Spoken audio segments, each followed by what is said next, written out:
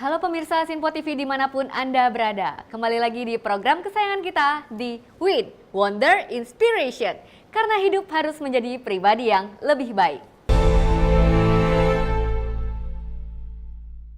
Bersama dengan saya Patricia Andreas, 1 jam ke depan saya akan menemani Anda dengan inspirasi-inspirasi yang menarik dan juga bermanfaat untuk kita semuanya.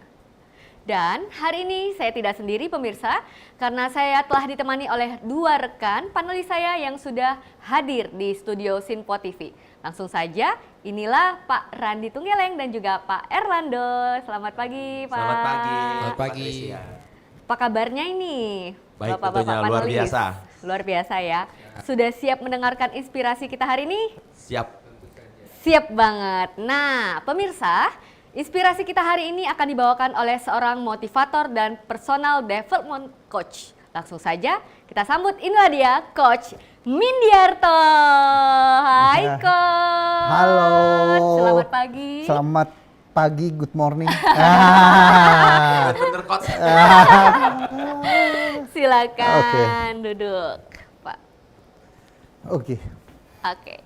Di setiap episodenya di Win Wonder Inspiration selalu memberikan topik-topik yang menarik. Dan hari ini kita akan membahas tentang komunikasi seni tingkat dewa.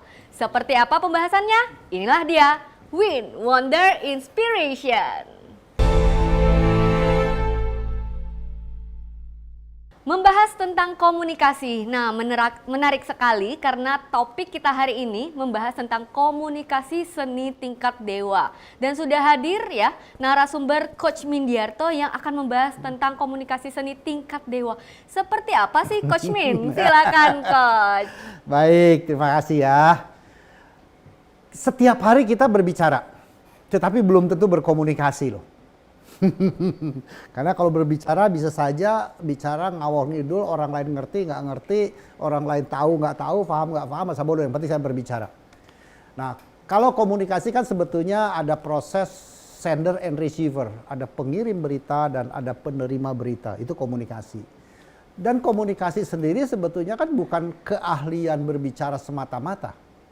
Jadi kalau kita bicara tentang communication skill itu kan ada 2 skill yang harus dimiliki. Satu adalah yang disebut dengan listening skill, kemampuan mendengar, menyimak. Dan yang kedua adalah kemampuan berbicara. Nah, itu baru komunikasi. Jadi kalau hanya searah itu belum berkomunikasi. Itu satu hal yang perlu kita pahami. Kemudian apa sih komunikasi itu? Karena disebut komunikasi adalah seni tingkat dewa. Ya tahulah seni ya, art ya. Kadang-kadang berbicara dengan orang berbeda bisa saja menggunakan metode dan cara berbeda. Karena orang itu kan memiliki sebuah uniksitas sendiri, satu. Terus kedua disebut seni. Kemudian tingkat dewa apa? Ya tahu. Nggak gampang gitu loh komunikasi itu. Bicara gampang, komunikasi ya nggak gampang. Nah ini yang membedakan. Nah, hal-hal yang perlu kita ketahui bahwa kita sering sekali berkomunikasi atau berbicara bahkan setiap hari. Ya, kita kan pasti ngomong lah, kecuali teman-teman kita yang ada masalah ya, tunawicara contoh, mereka nggak berkomunikasi, tapi mereka berkomunikasi tidak dengan voice, tetapi mungkin dengan bahasa tubuh ya, atau bahasa gerak, itu satu. Kedua juga bahwa komunikasi adalah hal yang penting, karena banyak sekali kita di dalam bisnis pasti menggunakan komunikasi. Orang jualan pasti berkomunikasi, meyakinkan itu ya. Orang berinteraksi komunikasi, dan kemampuan komunikasi itu juga sesuatu yang perlu kita pahami. Sering-sering terjadi miskomunikasi. Ya, nanti kita akan coba bedah kenapa bisa terjadi miskomunikasi gitu ya. Kedua juga ketiga adalah jarang orang mendapatkan pelatihan atau training tentang komunikasi. Jadi trainingnya kan pastilah tentang kalau di dalam perusahaan ya tentang product knowledge itu di training, terus tentang apa lagi sih, tentang selling, kemudian tentang tentang keuangan, tapi jarang sekali perusahaan memberikan pelatihan tentang communication skill. Kenapa? Ya bisa saja karena dianggap nggak penting, karena sudah tiap hari berkomunikasi kok. Nah, padahal komunikasi itu bisa aja nggak nyambung. Oke, kita kupas sampai situ dulu ya. Masih di kulitnya dulu ya Coach Min ya. Nanti kita akan kupas di mana setiap momennya, setiap sesi di Win itu selalu ada 4 amplop warna-warni. Seperti biasa Coach Min, Ya. sudah dipegang oleh panelis Randi Tunggeleng. Silakan Pak Kalau Randi. nggak biru merah nih kayaknya nih. Kalau nggak baju saya, baju beliau nih. Baju saya hitam. Oh hitam itu Hitam ya. aja. Agak biru-biru dikit nggak ya? Warna apa Coach Min? Udah dipilih. Cari hitam nggak ada. Nggak ada ya. Merah udah deh. Boleh Merah hitam ada kalau dua. pakai kacamata hitam Coach. Merah ya. Merah, Oke merah, kalau gitu merah. 3 saya serahkan dulu ke Coach Erlando ya, Pak Erlando. Sebentar kita akan buka dulu dan tunjukkan ke pemirsa di rumah.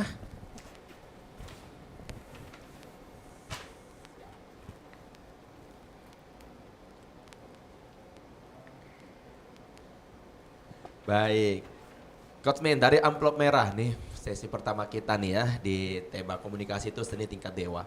Pertanyaan pertama Coach, apa yang paling mendasar mengenai komunikasi dan seberapa penting komunikasi tersebut? Bicara seberapa penting ya, pertanyaan nomor 2 dulu lah ya. Seberapa penting ya, teramat sangat penting. Teramat sangat penting. Ya, jangankan kita yang diberikan sebuah berkat normal, ya bisa berbicara dan sebagainya. Orang yang tunawicara sekalipun tetap membutuhkan komunikasi, gitu ya. Dengan gerak tangan, dengan bahasa tulisan kalau tulisan braille dan sebagainya. Itu kan sebetulnya komunikasi. Terus kemudian pertanyaan pertama adalah Apa yang paling mendasar? yang mengenai paling komunikasi? mendasar dalam proses komunikasi adalah sebetulnya begini. Komunikasi kan ada sender, ada receiver, ada yang pengirim berita dan ada yang penerima berita. Itu satu hal. Nah, proses komunikasi agar tidak terjadi miskomunikasi, salah paham, harus difahami si sender memiliki sebuah pola komunikasi cara berkomunikasi yang disebutkan encoding. Pesan yang ingin saya sampaikan berapa banyak? Menggunakan bahasa apa?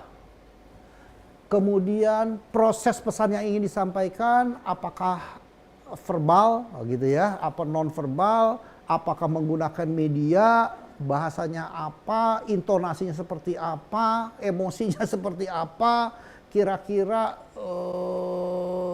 proses penyampaiannya harus di dalam ruangan formal, non formal gitu ya. Itu ada proses encoding dengan harapan apa yang saya kirim pesan itu bisa diterima oleh si receiver. Nah, itu proses encode. Kemudian si receiver pun sebetulnya kalau kita bicara komunikasi efektif kan, dia pun menyimak, memperhatikan, memahami artikulasi, kemudian menerjemahkan, dan akhirnya adalah bisa menyimpulkan dengan kesungguhan. Itu ada proses decoding atau decode. Nah, kalau encoding dan decoding ini adalah bisa berjalan sesuai dengan proses yang sesungguhnya, mestinya kan tidak terjadi yang disebut dengan salah paham, miskomunikasi. Tapi prakteknya kan terjadi miskomunikasi, beda persepsi, beda. Nah, apa penyebabnya? Nah, ini sebetulnya apa yang penting adalah penyebabnya. Kita perlu paham kedua belah pihak, mau sender maupun receiver. Karena terkadang gini, sender ada receiver, ketika memberikan respon, receiver kan jadi sender. Gitu. Memberikan respon, memberikan pertanyaan, memberikan klarifikasi. Kemudian si sender juga menjadi receiver kan. Maka kedua belah pihak perlu memahami tentang kultur-kultur, tentang hal-hal yang menjadi penyebab miskomunikasi tadi. Ada apa? Ada hambatan fisik dan hambatan non fisik. Hambatan fisik apa? Bagaimana indera pendengarannya, bagus nggak, normal nggak, gimana bicaranya. Kadang-kadang ada teman-teman kita yang mungkin agak subing, bisa berbeda gitu ya. Nah, ini kan perlu difahami alasan-alasan fisik ya. Termasuk di sini ada alasan lingkungan. Lagi bising nggak nih kita bicara nih, dan seterusnya. Kemudian alasan non fisik. Nah, alasan non fisik apa? Bisa saja kita perbedaan pengalaman, perbedaan pengetahuan, perbedaan emosi, maka ini yang menyebabkan gesekan tadi tidak terjadi. Idealisme itu tidak terjadi. Ya, persepsinya, emosinya, saya anggaplah Randy ini, aduh gue sebel sama Randy. Bisa saja apa yang dikatakan kan saya jadi cuek karena nggak respect itu. Atau saya sedang emosinya nggak bagus sehingga yang dikatakan si sender bisa saja menjadi saya nggak serius menyimak, mendengarkan. Nah ini kan bisa memberikan sebuah arti atau pemahaman yang berbeda. Maka diperlukan pemahaman. Kita berbicara dalam emosi yang stabil, emosi tidak stabil gitu ya. Emosi yang sedang baik, tidak baik. Kemudian juga yang sering terjadi adalah ketika ditanya, menjawab tetapi tidak menjawab. Betul ya? Ada ditanya, menjawab, tetapi sebetulnya itu bukan jawaban. Contoh yang simpel begini. Ketika saya tanya Randy ya Pak Randy. Pak Randy sudah bekerja di sini berapa tahun? Bertanya ya, dijawab sejak 2014. Menjawab kan? Tapi kan tidak menjawab itu. Iya. Ditanya berapa tahun, jawabnya kan harusnya 7, 8, 9 tahun, iya. 10. Tapi sejak 2014, mesti ngitung lagi kan 2024, 25, atau 2014. Jadi itu yang disebut menjawab tetapi tidak menjawab di dalam komunikasi. Dan ini sering terjadi. Kenapa? Karena dia ingin mengatakan sesuatu apa yang ada di dalam pikiran dia. Bukan menjawab apa yang dipertanyakan oleh rekan bicaranya gitu loh. Nah ini yang disebut dengan menjawab apa yang tidak diharapkan. Kemudian juga ada artikulasi atau singkatan-singkatan yang sangat internal. Ya internal, contohnya apa sih internal? KPI. Mungkin kalau orang dari media, KPI adalah Komite Penyiaran Indonesia. Tapi orang bisnis itu key performance indicator. Dia ngomong KPI itu bisa salah persepsi tuh. Ya dan seterusnya. Nah itulah yang perlu kita pahami, termasuk juga apalagi ketemu orang yang bicaranya speed tinggi, kemudian cerewet itu. Jadi quantity, jumlah informasi yang disampaikan tuh bejubel, nggak nyerap di sini. Selesai bicara ngomong apa nggak tahu. Ya, oke itu dulu ya. Oke, yuk. Baik. Luar biasa Coach Men ya. Kita langsung lanjut nih ke pertanyaan kedua. Apakah setiap orang dapat menjadi seorang komunikator yang mahir dan handal? Dapat ya. Ya. Saya bilang dua hal ya. Ada fisik dan non fisik, ada hambatan fisik artinya yang umpamanya yang tunang bicara ya gitu ya. Bisa, tapi tentunya dengan batasan-batasan komunikasi versi mereka. Nah, ketika kita bicara dalam area-area normal, bisa nggak? Bisa. Persoalannya adalah kita belajar atau tidak. Ya, karena komunikasi kan ada sebuah keilmuan sendiri, ilmu tingkat dewa tadi. Nah, kita belajarnya sampai level mana? Dewa 1, Dewa 2, Dewa 3, Dewa 4, Dewa 5. Ada tingkatannya ya? Ada tingkat level. Dewa 19 kan? Sampai Dewa 19. Jadi bisa. Tetapi apakah bisa memiliki sebuah kompetensi yang sama? Ada faktor-faktor lain lah ya. Ada faktor seni, keinginan, ada faktor mungkin ada sedikit yang disebut bakat gitu ya. Nah itu juga akan berpengaruh terhadap kemampuan atau kemahiran seorang berkomunikasi. Oke, mungkin itu dulu Coach. Kira lebih Bu Patricia. Benar. Kita harus rehat sejenak Pak Randi, Coach Min ya. Untuk itu pemirsa Simpo TV dimanapun Anda berada, tetaplah bersama kami di Win Wonder Inspiration.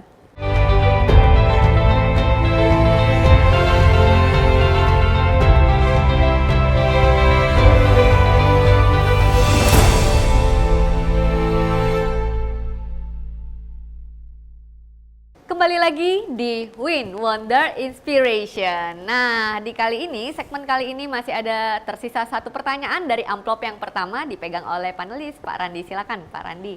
Baik, terima kasih Bu Patricia. Coach Min, kita langsung lanjut nih. Tadi masih ada satu pertanyaan tersisa, itu pertanyaan ketiga dari amplop merah Coach. Apakah level komunikasi seseorang akan terasa berbeda bila dihubungkan dengan status sosial? Oke. Baik. Biasanya status sosial mungkin akan berkorelasi erat ya, berkorelasi cukup erat dengan pendidikan maupun pengalaman ya. Maka ketika pertanyaan itu apakah di dalam proses komunikasi itu ada kaitannya status sosial, kemungkinan ya, kemungkinan besar ya. Karena orang yang punya pendidikan yang relatif lebih baik, pengalaman berkomunikasi bukan pengalaman kerjanya loh ya, pengalaman berkomunikasi dengan orang-orang tertentu juga punya pengalaman jam terbang yang baik, tentunya proses komunikasi akan baik. Nah, hal-hal apa lagi yang menunjang sebetulnya selain pengalaman dan pengetahuan, tentunya ada faktor juga, ada faktor sosial. Tadi maka status sosial apa? Aduh, saya kok tidak seberuntung dia, atau bisa juga saya minder ketika berbicara dengan orang-orang tertentu. Nah itu juga di dalam proses komunikasi akan terjadi sebuah hambatan-hambatan lah. Apakah kelancaran, apakah penggunaan kata-kata, apalagi kalau bicaranya udah level tingkat tinggi, banyak istilah-istilah yang istilah dewa gitu ya, atau penggunaan bahasa asing. Nah ini akan berpengaruh di dalam semua proses komunikasi itu lancar atau tidak. Hal lain yang seperti yang kita ketahui juga adalah tentunya sikap dan budaya ya, sikap sosial budaya. Sikap kita menghargai nggak, walaupun dia berbeda status, berbeda sosial, kita menghargai nggak bahwa ketika kita berbicara kita adalah statusnya adalah sama. Bukan saya kaya, Anda miskin, atau saya hebat, Anda kurang hebat, tapi kita komunikasi sebetulnya memiliki sebuah level yang sama. Nah, sikap ini kan penting. Karena kita perlu mengapresiasi juga status dia adalah kita bukan sedang adu status, kita sedang berkomunikasi. Maka sikap itu juga menjadi hal yang penting. Ditambah lagi faktor budaya, ya. Ada daerah-daerah tertentu, terutama di Indonesia, ketika berbicara punya speed yang tinggi ya. Nah, tentunya ada daerah-daerah tertentu juga ketika berbicara kan sangat lambat, bahkan runtut, gitu ya. Nah, ini juga perlu difahami tentang kultur atau subkultur. Apalagi kaitan dengan keagamaan, kaitan dengan budaya, kaitan dengan bahasa ya. Kita contoh lah teman-teman di Sumatera Utara kalau bicara kan keras, kemudian speed tinggi. Orang Timur juga begitu kan, suara keras, tinggi, terkadang ada penggunaan kata-kata yang mungkin tidak lazim untuk digunakan di daerah Jawa Tengah umpamanya. Wah, coba itu bunuh tuh lampu.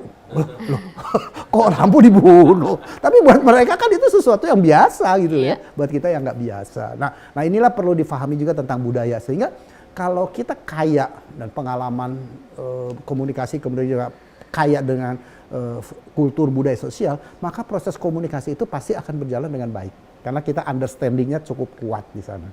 Oke. Thank you Coach, luar biasa ya. Bunuh lampu.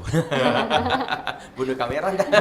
Maksudnya itu matiin ya. Matikan itu ya, matikan di Oke, silakan. Oke, masih ada 3 lagi Coach Min ya. Kali ini kita akan buka amplop yang kedua ya. Oke. Amplop yang kedua dipegang oleh panelis Pak Erlando. Silakan Pak Erlando. Baik, Pak Min, ini ada 3 warna. Silakan dipilih.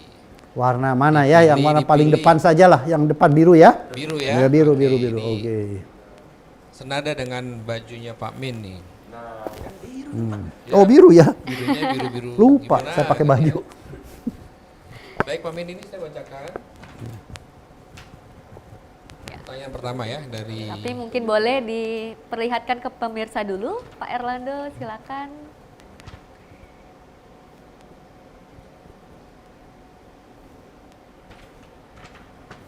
Ya, baik. Pak Min, saya punya satu pertanyaan pertama ini ya. Apakah cara berkomunikasi dapat mempunyai pengaruh dalam memberikan arahan kepada tim? Jadi cara berkomunikasi itu berpengaruh. Oke. Cara berkomunikasi apakah memiliki pengaruh terhadap komunikasi dalam tim, kelompok kerja gitu ya? Sangat. Kalau pertanyaan segitu ya sangat berpengaruh. Karena jangan sampai yang tadi kita berbicara tetapi tidak sedang berkomunikasi gitu. Ya, pimpinan ngomong tapi tidak tahu tentang karakter anak buah, kemampuan menyerap, kemampuan jumlah pesan yang disampaikan, atau bahasa-bahasa yang disampaikan, atau juga kecepatan ya, speed berbicara. Ketika itu nggak paham, bisa saja komunikasi itu tidak terjadi. Perbicaraan terjadi, komunikasi tidak terjadi.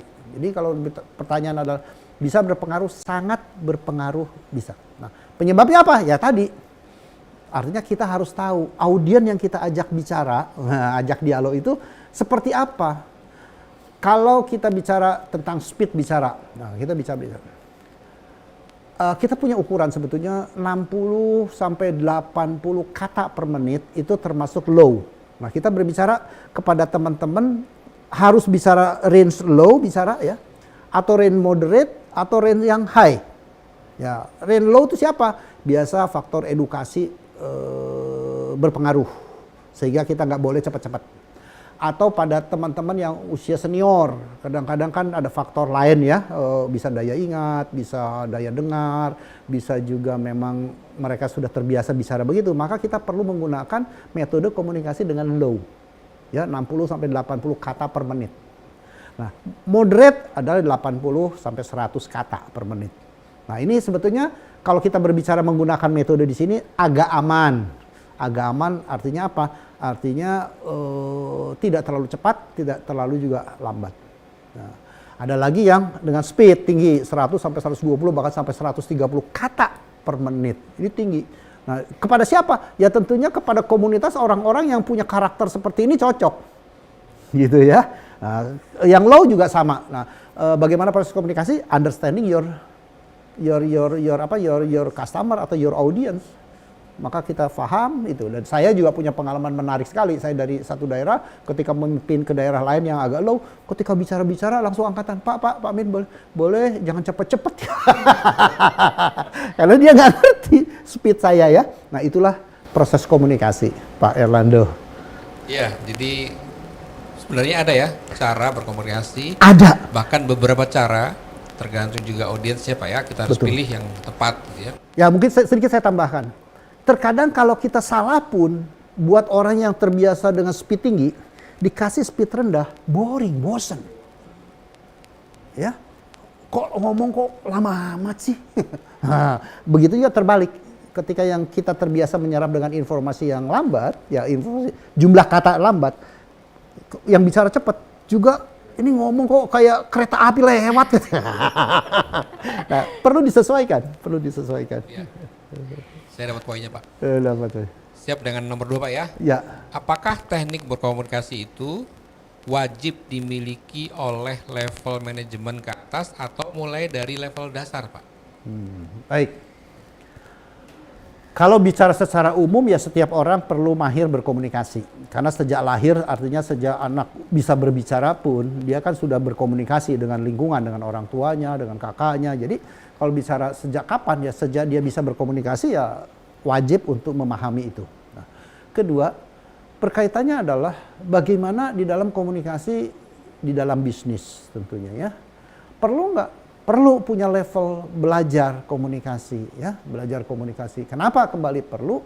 Karena komunikasi kan termasuk salah satu media penyampaian pesan, penyampaian gagasan, penyampaian pikiran kita supaya dipindah ke sana, itu kan lewat komunikasi. Maka proses belajarnya perlu. Nah, pertanyaan adalah belajar kepada siapa? Ya tentunya kepada pakar atau orang yang ahli di bidang komunikasi. Nah, komunikasi sendiri kalau bicara lagi cabang-cabangnya kan akan banyak. Ada public komunikasi, ya ceritanya jadi MC lah, jadi moderator lah, jadi pembicara lah gitu kan.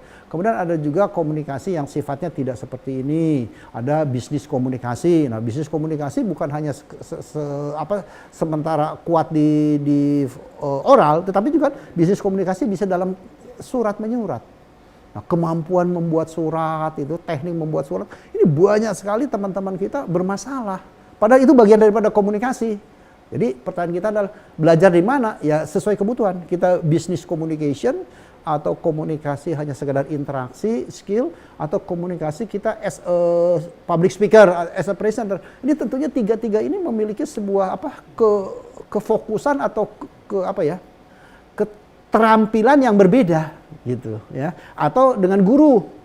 Komunikasi dengan guru beda lagi nih, gayanya kan gaya ngajar, kalau guru kan gaya ngajar. Ada juga kalau Pak Erlando pasti ada gaya storytelling ya. Semua ilmu komunikasi punya daya tarik tersendiri lah. Storytelling punya daya tarik sendiri, kemudian kalau gaya persuasif ya punya keuntungan sendiri. Terus gaya yang satu lagi gaya yang doktrin gitu ya, itu kan juga pasti punya keunggulan sendiri, tergantung kebutuhannya seperti apa. Jadi komunikasi tidak bisa satu ilmu untuk semua bisa. Jadi storytelling bisa untuk semua situasi, yang enggak juga. Gaya doktrin cocok semua situasi, yang enggak juga gitu. Ya, sesuai dengan kebutuhan, sesuai dengan kontekstualnya. Oke. Ya, amin. Iya. Ketiga Pak ya, langsung Pak ya. Apakah pemimpin yang tidak mempelajari teknik berkomunikasi dapat menjadi seorang pemimpin yang baik bagi tim? Jadi dia tidak terlalu Kuat. menguasai tapi dia memimpin. Apakah dia bisa jadi pemimpin yang baik buat tim, Pak? Oke, baik. Begini, seseorang di dalam fungsi manajemen semakin low end sebetulnya kan sangat dibutuhkan tentang ilmu teknikal. Semakin ke low end ya, semakin ke frontliner, ilmu teknikal semakin kuat. Komunikasi semakin tidak penting. Bukan tidak penting dalam artian tidak penting ya, artinya tidak perlu kuat. Begitu naik ke middle level, nah middle level kemampuan operasionalnya sudah berkurang, tapi kemampuan berinteraksinya mulai perlu ditingkatkan. Kemampuan strategiknya atau konsepnya mulai lebih banyak. Yang low end konsepnya berkurang. Tapi semakin kita ke atas, nah, posisi top level, sebetulnya kemampuan strategiknya semakin penting, analisa data, kekuatan data, kemudian interaksinya berkurang, operasionalnya juga sangat berkurang. Pertanyaan adalah, kita level manajernya ada di level mana? Ketika di middle, maka kemampuan berkomunikasi sangat tinggi, itu menjadi penting. Tapi ketika kita bicara pada orang top level, kan jarang ketemu orang, bikin data, analisa, tahu-tahu bikin surat, yang bikin surat juga minta sekretarisnya contohnya. Maka kemampuan komunikasi dalam artian, komunikasi yang level tadi, menjadi tidak terlalu penting. Tetapi yang penting adalah strateginya benar. Gitu. Cara komunikasi kan bisa orang second levelnya yang melanjutkan atau yang menerjemahkan gitu. Wah, pas sekali nih waktunya. Saya kembali kepada Patricia. Terima kasih Pak Erlando, luar biasa. Coach Min, sebelum kita lanjut, kita harus rehat sejenak seperti Siap. biasa Coach Min. Ya. Untuk itu, pemirsa Simpo TV dimanapun Anda berada, tetaplah bersama kami di Win Wonder Inspiration.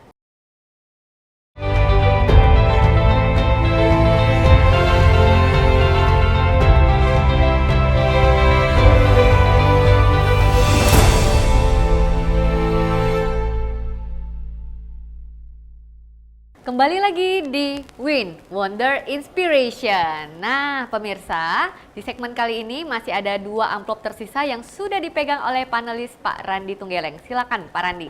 Baik, terima kasih Bu Patricia. Kosmin, kita sudah setengah perjalanan. Sekarang sisa 2, boleh pilih salah satu yang mana nih? Kuning. Kuning, ya. Oke, silakan yang hijau saya silakan dulu untuk segmen terakhir nanti. Kita akan buka amplop kuning dan juga untuk tunjukkan ke pemirsa pertanyaannya. Kira-kira ada apa saja di sini ya?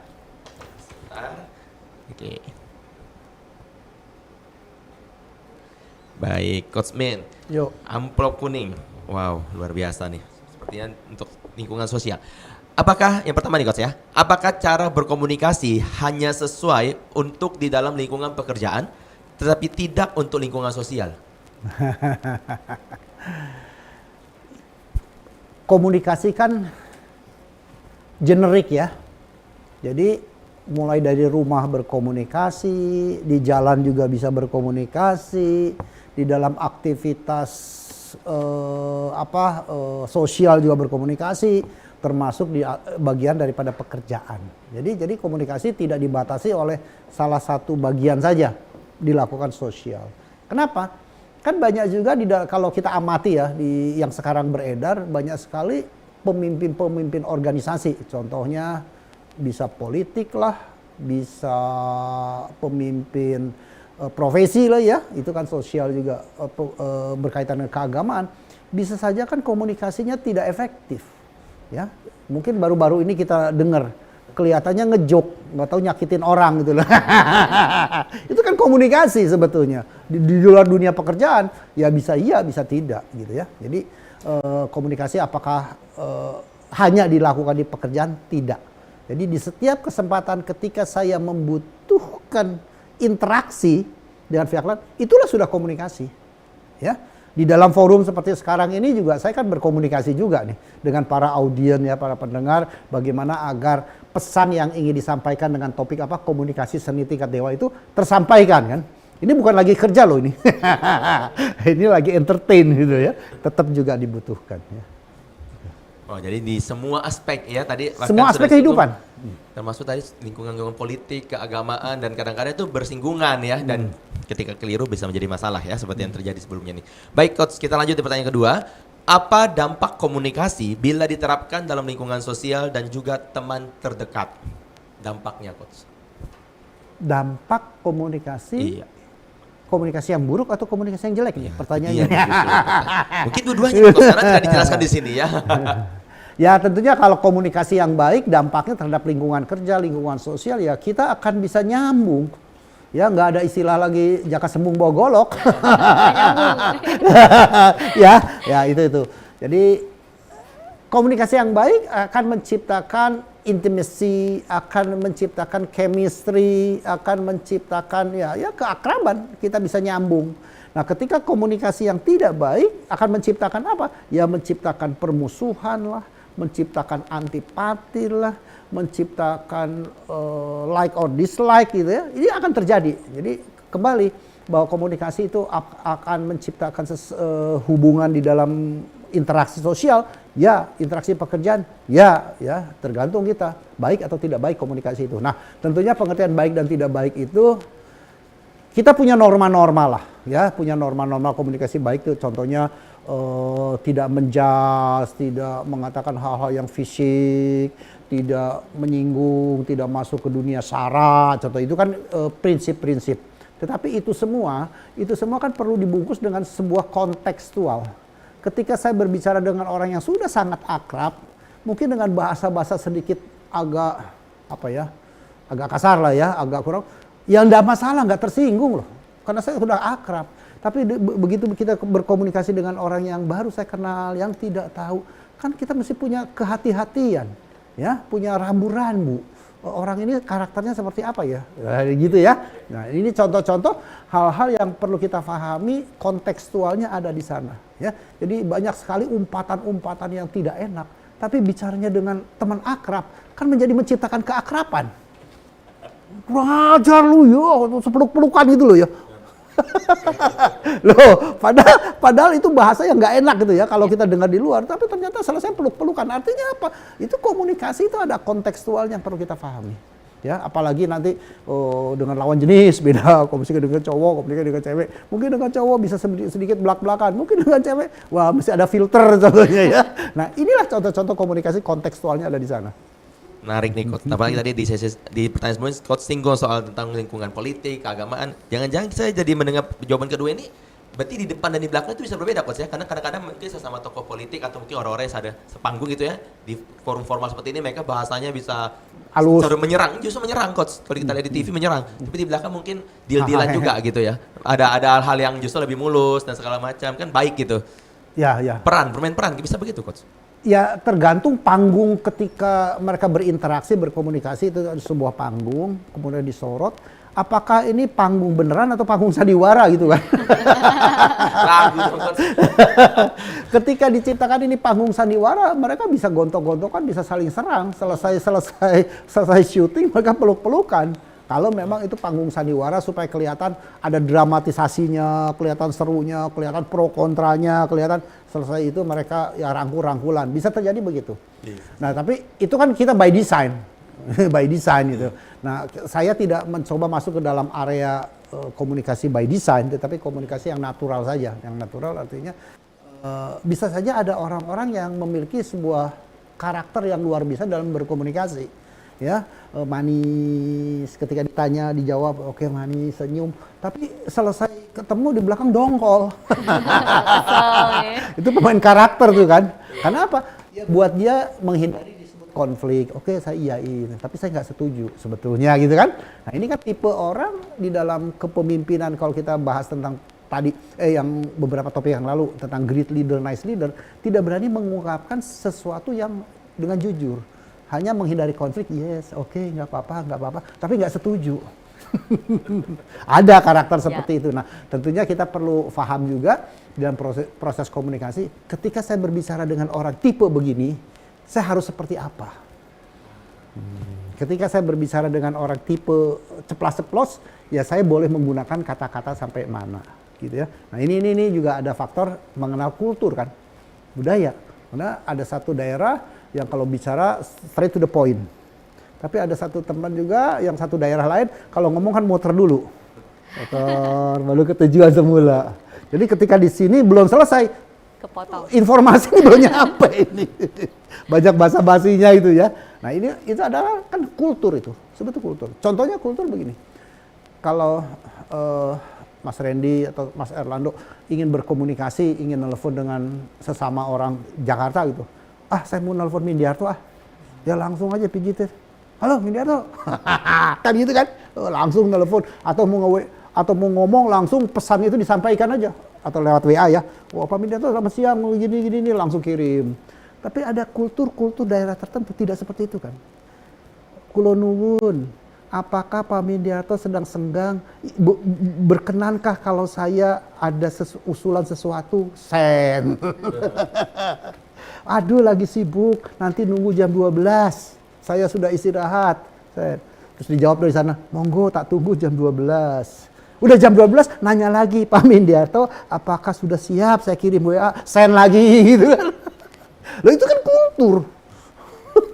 Tapi orang-orang daerah tertentu kan enggak. Ini udah jam 12 langsung aja telepon, langsung angkat telepon.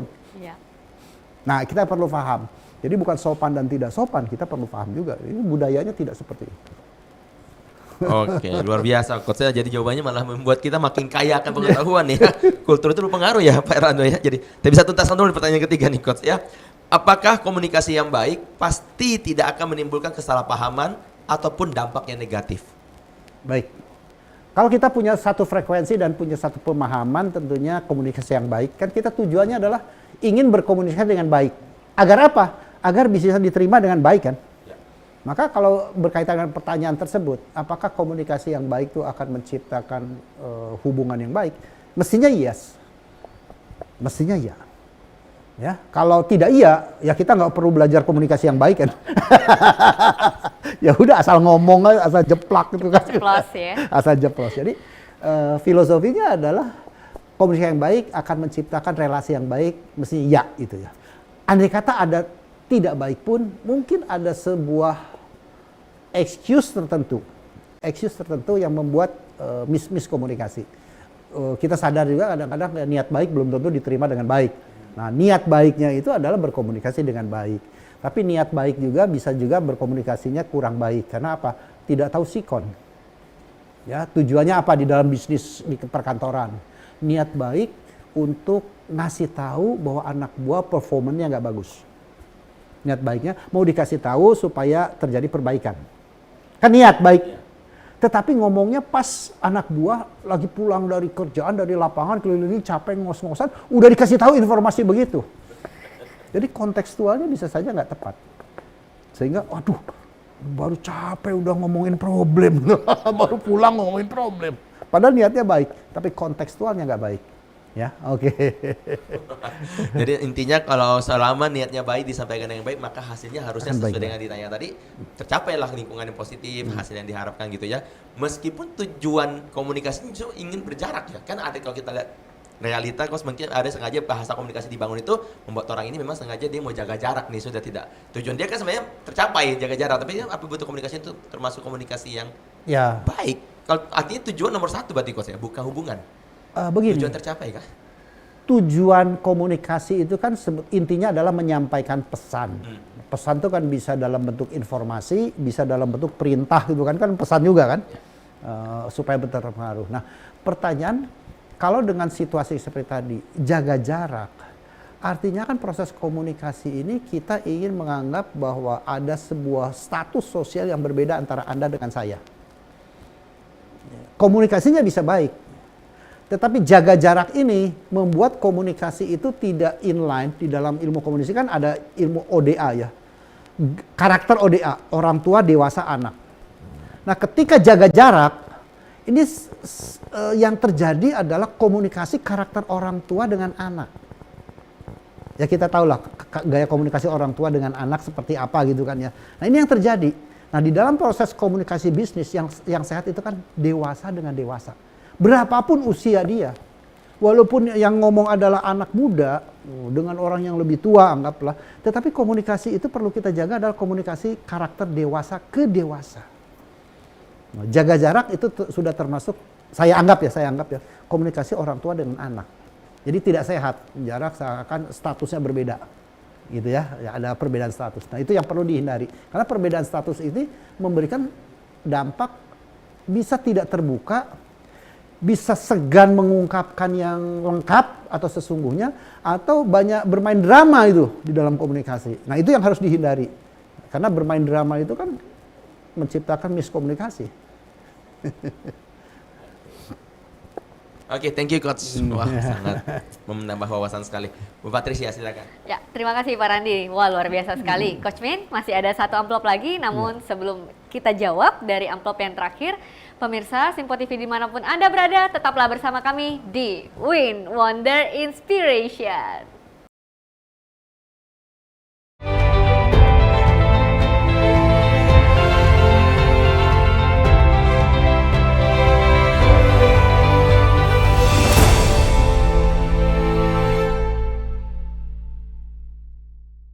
Kembali lagi di Win Wonder Inspiration. Memasuki segmen yang terakhir, masih ada satu amplop yang tersisa yang sudah dipegang oleh panelis kedua, Pak Erlando. Silakan Pak Erlando.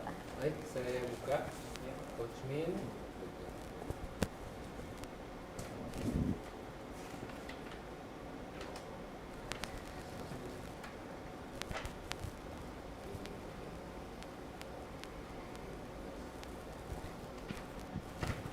Baik, Coach Min. Ya, Saya punya pertanyaan nih. Apakah dengan anggota keluarga kita perlu mempunyai cara berkomunikasi terstruktur ya dengan Terstruktur, ya? keluarga? Iya, silakan, Pak. mungkin kalau pemahaman terstruktur seperti bisnis ya tidak perlu amat lah ya. Karena dengan keluarga, kenapa? Karena dengan keluarga kan kita sudah punya chemistry. Ya, sudah punya hubungan erat, hubungan baik, kenal. Kalau bicara suami istri kan mulai dari pacaran segala kan, itu sebuah komunikasi udah seranjang lagi kan. Kalau bicara terstruktur, pengertian terstruktur dalam bisnis ya enggak.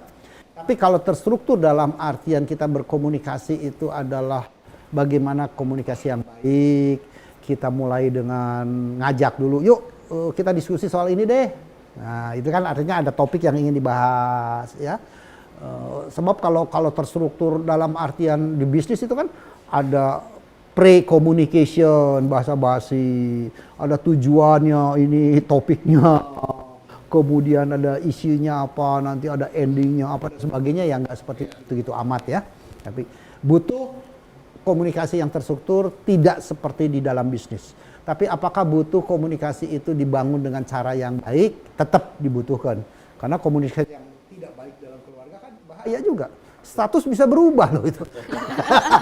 Bahaya ya Coach. Status bisa berubah itu nanti. Banyak asosiasi janda duda nanti. Kita umum dong. Iya, Kita Pak. umumnya siapa ya? Berikutnya, Coach Min ya. Ya, Apakah teknik atau cara berkomunikasi wajib dilatih mulai dari anak masih usia dini atau usia berapakah yang efektif untuk berlatih berkomunikasi? baik. Jadi berkomunikasi itu kan semenjak orang tersebut bisa berbicara, bisa berkomunikasi, semenjak itu perlu dilatih. Hanya saja kalau pemahaman ke anak-anak kan bukan kita dilatih untuk menjadi seorang public speaker contohnya ya, dengan usia terlalu dini. Ya. Mereka lebih ditekankan terhadap etika-etika berkomunikasinya, cara manggilnya, pemilihan kata-kata yang tepat untuk anak, serta jadi lebih banyak ke etika berkomunikasinya.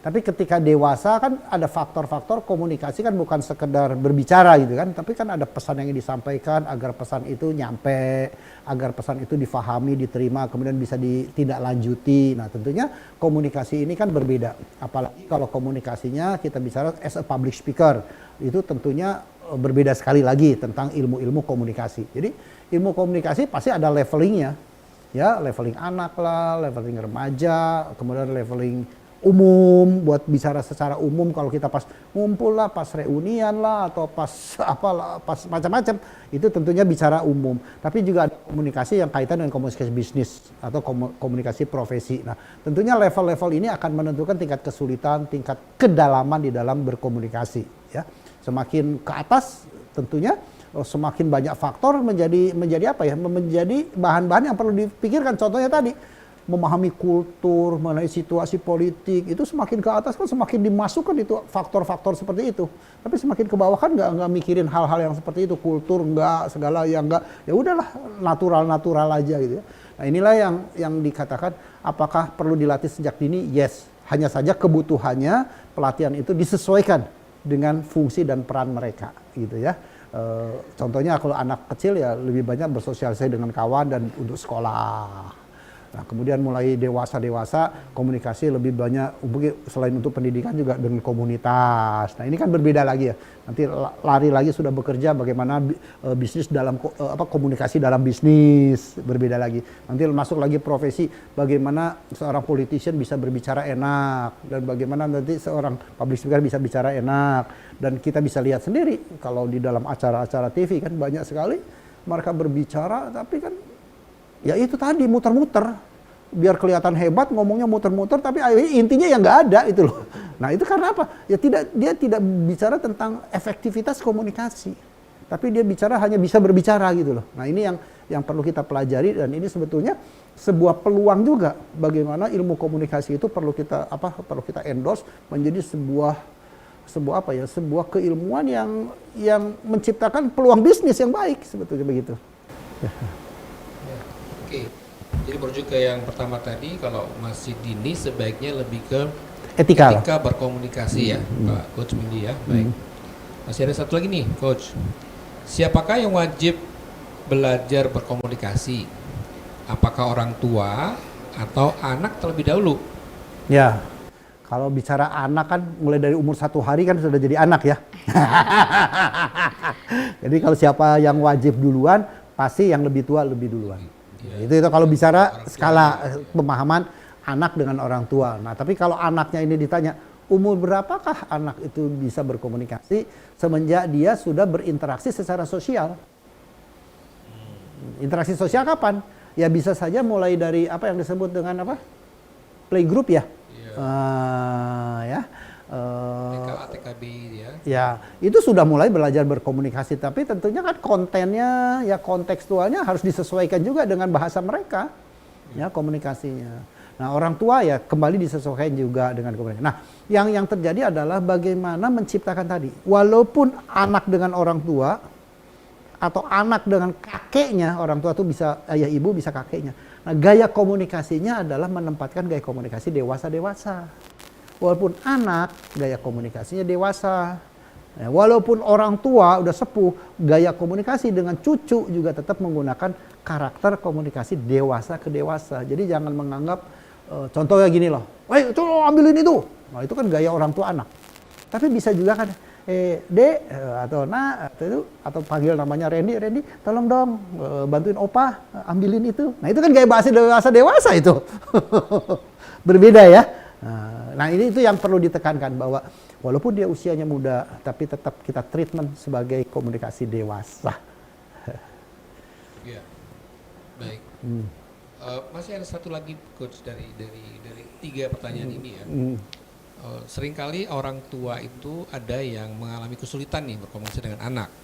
Ya, sudah menyampaikan beberapa kali, tetapi nggak nyambung. Anaknya itu nggak mau dengar gitu. Itu ada tips barangkali. Oke.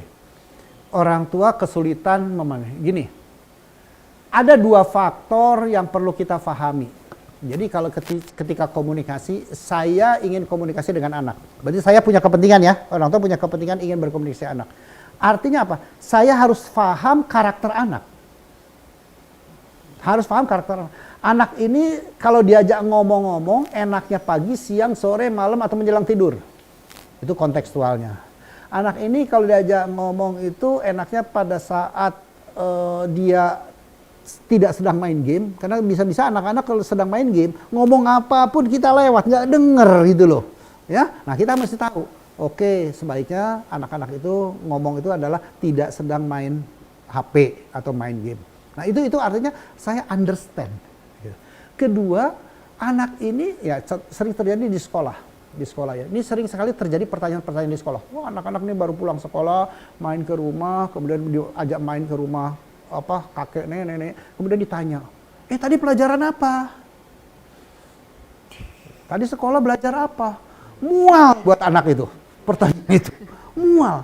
Karena belajar itu buat mereka kan, tanda petik ya, banyak yang keterpaksaan. Karena proses belajar mengajarnya kan doktrinnya itu kan doktrin keterpaksaan lah ya. Tapi kalau kita diawali contohnya dengan bertanya, tadi main apa di sekolah?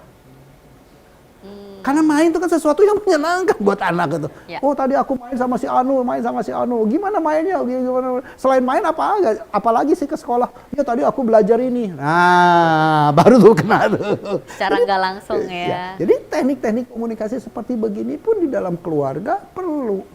Jadi anak-anak pulang sekolah udah capek, panas-panas. Tadi, wah pinter ini, tadi belajar apa? Ulangannya bagus enggak? Udah nggak, kalau bisa mungkin dia senang, dapat 10 gitu. Pas nggak bisa gitu. Kan penat gitu. Makin beban nih. Beban. Ya. Nah itu teknik-teknik komunikasi itu kan kita perlu paham.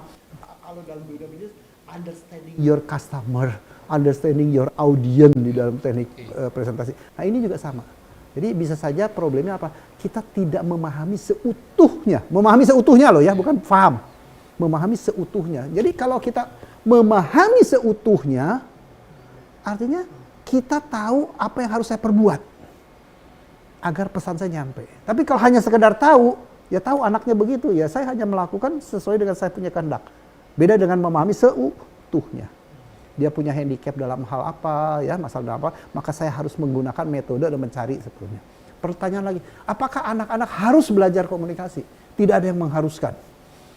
Tapi kalau perlu, ya. Kalau harus kan keterpaksaan. Harus begini, keterpaksaan. Tapi kalau perlu, kesadaran.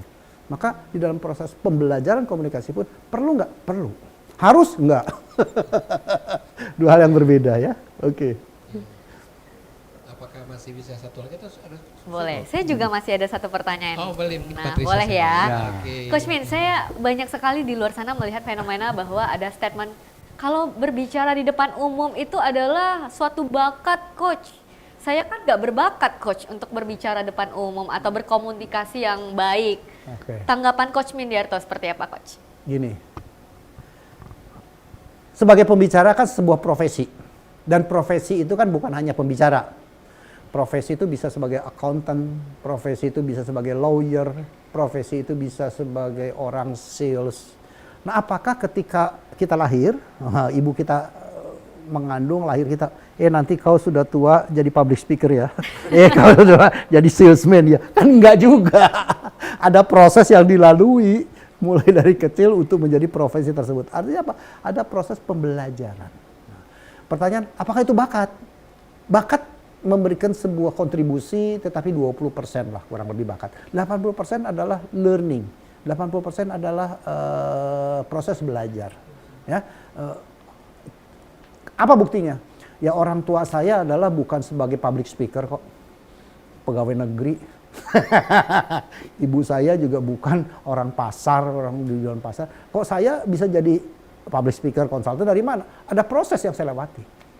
Ada proses. Nah demikian juga fenomena bahwa apakah public speaker itu bakat?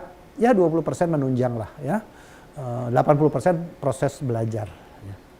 Oke, terima kasih Coach Min ya. Terima kasih juga untuk pertanyaannya dari kedua panelis. Coach Min, sebelum kita closing, saya mau dengarkan quotes of the day-nya dari Coach Min untuk pemirsa Simpo TV yang ada di rumah. Silakan Coach. Baik, Anda harus pahami dan Anda harus bisa bedakan Anda sedang berbicara atau sedang Anda berkomunikasi. Wow, harus dipahami ya. Terima kasih Coach Mindiarto untuk semua jawaban-jawaban yang dari pertanyaan dari panelis, dan saya ucapkan terima kasih untuk kedua panelis, Pak Randi dan juga Pak Erlando yang luar biasa pertanyaannya. Untuk itu pemirsa Simpo TV dimanapun Anda berada, terus saksikan program Win Wonder Inspiration. Saya Patricia Andreas mewakili seluruh kru yang bertugas hari ini pamit undur diri. Sampai jumpa dan salam inspirasi.